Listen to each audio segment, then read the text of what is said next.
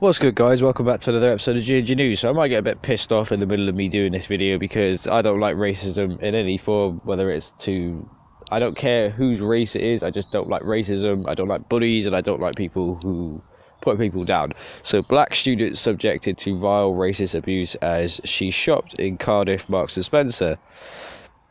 Naomi Mangroda, a neuroscientist student, was subjected to horrendous racism as she shopped. Poor woman. She says she was subjected to disgusting racial abuse while shopping in Marks and Spencer's in Cardiff. A black student was subjected to vile racist abuse as she shopped in city centre branch of Marks and Spencer's.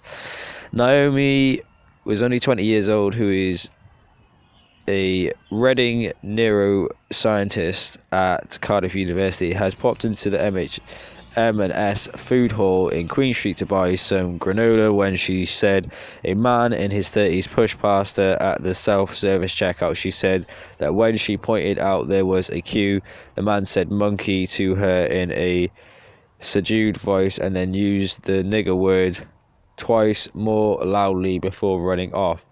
After the incident, Naomi said big stores need to improve their way of dealing with such incidents. Naomi said, I was totally shocked by the man's behaviour. I've never encountered racial abuse of this kind before, and I found it very upsetting.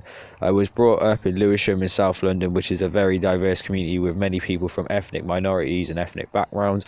When I came to study in Cardiff, it was a bit apprehensive because I knew the proportion of ethnic minority people was much smaller, but I'm now in my third year and hadn't suffered any abuse at all until this incident. In fact, generally speaking, people in Cardiff tend to be friendlier than those in London, which I can agree with.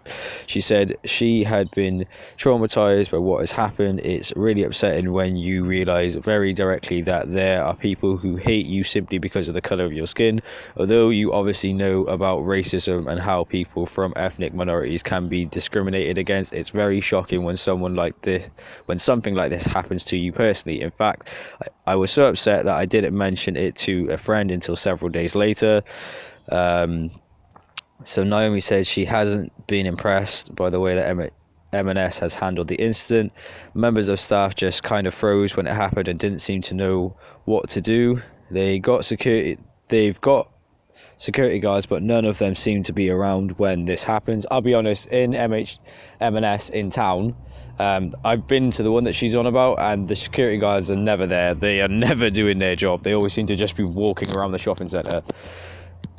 They seem to be geared up to deal with shoplifters, but not something like this. Racial abuse is a hate crime and should be taken very seriously, which is very true. I spoke to one of the store managers. She said she made me feel like she doubted what had happened, which was ridiculous given that the abuse was said in front of at least one member of her staff. I was given the impression they thought there wasn't anything they could do about it, and the racial abuse could take place anywhere, but I think they should have a policy in place to deal with this kind of incident in the same way they have to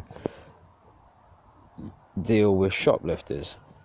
Naomi also said another of the shocking aspects of what happened was that the individual who abused her was himself from an ethnic minority. He was Asian, she said. I find it incredible that someone who is themselves from an ethnic minority should racially abuse someone else from another ethnic minority. Okay, that's fucked up because I am half Caribbean and I'm half Asian, and I've seen it my whole life, like where you've had Asian people be racist towards black people and black people be racist towards Asian people. Like, it doesn't matter what race you are, you just shouldn't be racist. There's nothing fucking big about taking a piss out of someone for something they can't help. This woman can't help the fact that she's black, and it's not her fault. It doesn't make her any less of a person. So yeah, that dude is a fucking prick. A few days after the incident, I saw him in the street with his wife and young child.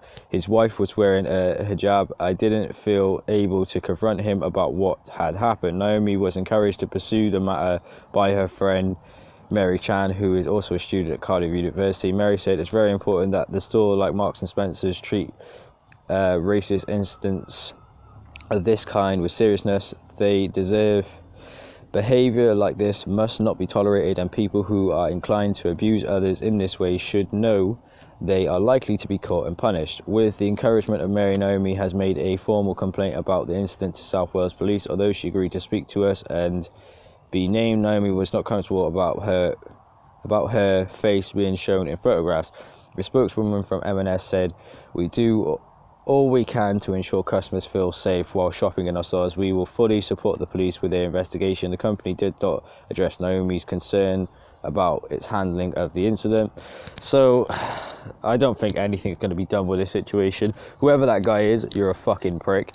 And the fact that you have a family as well, you're like a middle-aged fucking man out here going around calling black people, calling this black woman, and she's young as well, she's 20 years old, and you're calling her a fucking monkey, and you called her a nigger as well, and you think that's okay? No, that's fucking disgusting. I hope this guy gets, if anyone was in the store, clearly she's not going to come forward and say who this guy is, but if anyone was in the store and they've seen this happen, go to the police, report this dude, because he needs to apologise to her, and he also needs to be brought to justice for his crimes. Thank you for watching another episode of G&G News. I'll see you all soon.